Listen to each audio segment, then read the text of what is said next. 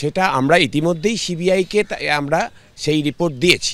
সংগঠনগতভাবে আমরা যে হচ্ছে কারা কারা ওই সকল ক্রাইম সিম তাদেরকে দেখা গেছে, কারা কারা থ্রেট সিন্ডিকেট চালাচ্ছে হচ্ছে আমাদের রাজ্যের স্বাস্থ্য পরিকাঠামোর মধ্যে, আমরা সেই নাম ইতিমধ্যেই সিবিআইকে জমা দিয়েছি। আজকে সুপ্রিম কোর্টেও জানানো হলো যে সিল বন্ধ খাবে, সিবিআইকে আবার দিতে বলেছেন সুপ্রিম কোর্ট। দিনে দুবার ব্যবহার করো স্টপেজ ক্রিম আর নিজেকে রাখো evergreen Keya Seth aromatherapy stoppage cream, আর খুঁজে পাও নতুন আমিকে।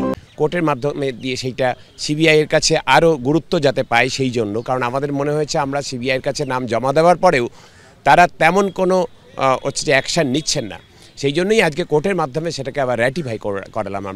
আমরা গত দিনের যে শুনানি সেখানে রাজ্য সরকারের কৌঁসুলি তাকে যেভাবে হচ্ছে যে কোর্টকে বিভ্রান্ত করতে দেখেছিলাম, আজকে কিন্তু তথ্য প্রমাণ দিয়ে আমরা আমাদের আইনজীবীরা প্রমাণ করে দিয়েছেন। আমি নিজেও কোর্টরুমে ছিলাম, আপনারা জানেন, সেখানে আমরা কিন্তু তাদেরকে প্রমাণ করে দিয়েছি কোর্টের কাছে যে এগুলো কোর্টকে বিভ্রান্ত করার জন্য মিথ্যে তথ্য দেওয়া হচ্ছিল, অসত্য তথ্য দেওয়া হচ্ছিল। জুনিয়র ডাক্তাররা কবে কাজে যোগ দেবেন এই প্রশ্ন রাজ্যের কৌঁসুলি করেছিলেন, তাতে সুপ্রিম কোর্ট কোনো সময়সীমা বেঁধে দেননি। বলেছেন এটা রাজ্য সরকারের দায়িত্ব তাদের কনফিডেন্স বিল্ড করা, তাদের সুরক্ষা দেওয়া, জবে তারা দিতে পারবে তারপরে তারা সুরক্ষিত বোধ করবে, তারপরে তারা কাজে যোগ দেবে। আমরা জয়েন্ট প্ল্যাটফর্মস ফর দি ডক্টরসের পক্ষ থেকে অ্যাপিয়ার করেছিলাম এবং সেইখানে আমরা পরিষ্কার করে যেটা বলবার চেষ্টা করেছিলাম, আগের দিন স্টেট অফ ওয়েস্ট বেঙ্গলের পক্ষ থেকে তাদের আইনজীবী, বিজ্ঞ আইনজীবী, তিনি ইনফরমেশনগুলো দেওয়ার ক্ষেত্রে কিন্তু সঠিক ইনফরমেশন কোর্টের কাছে প্রোভাইড করেননি। দেয়ার আর lot of miss informations.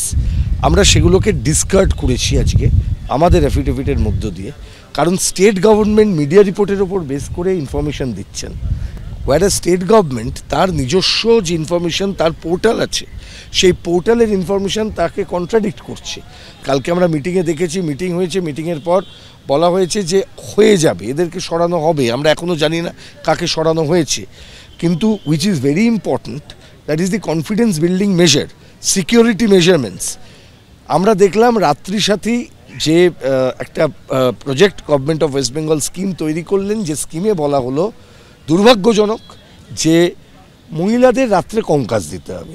Supreme court আজকে ট্রিমেন্ডাসলি সেটাকে ক্রিটিসাইজ করেছেন এবং রাজ্য সরকার বলেছেন ওই দুটো লাইনকে তারা ডিলিট করবেন।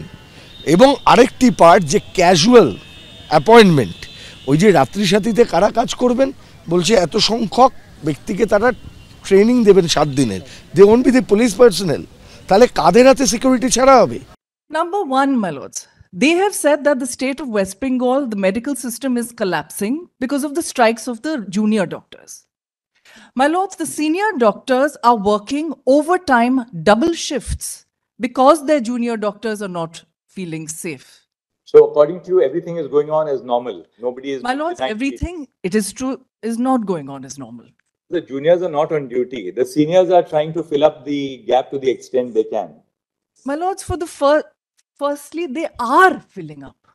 So therefore we ask, what the junior doctors are you in a position to say that, well, everything is as normal as ever? My lords, we are not saying that, but what we are saying is that you are doing your duties as seniors to fill in the breaches caused by the absence of the junior doctors. And my lords, we have placed on record, and my lords just make... That's all right. You've made your point. What's the next point? Please. The second thing is that there are a number of deaths that they have claimed that they say that they have got from media reports. Now, we were able to glean in the absence of being given the allegations that are being made against us.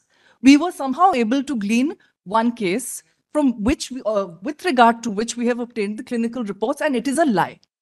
There's no question of it, it is a lie. So, my lords, this demonizing of the doctors has to stop. So, my lords, if my lords will take note of that and ask them to give us any further status reports or allegations that are made against the doctors so that we can respond, we would be grateful.